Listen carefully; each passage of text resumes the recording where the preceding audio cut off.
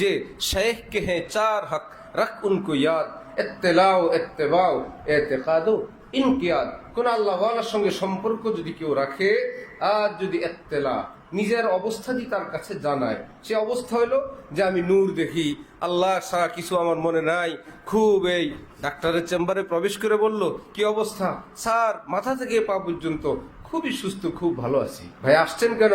আসছি স্যার, ডাক্তারের কাছে আসা লাগে।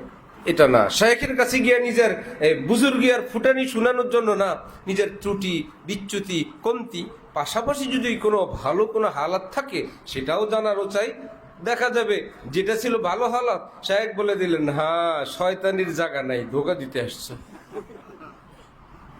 হায় হায়, আমি ভাবছিলাম কত কিছু, পরে শায়েখ বলে দিলেন কিছু না। এটা হলো আমার আপনার সিটি গোল্ডকে স্বর্ণ ভাবার মতন, কত কিছু ভেবে কল্পনা করে আহা আল্লাহ দিছি কিছু একটা, স্বর্ণকারের কাছে নিলে থত মিয়া সময়টাই নষ্ট করছে, কিচ্ছু না।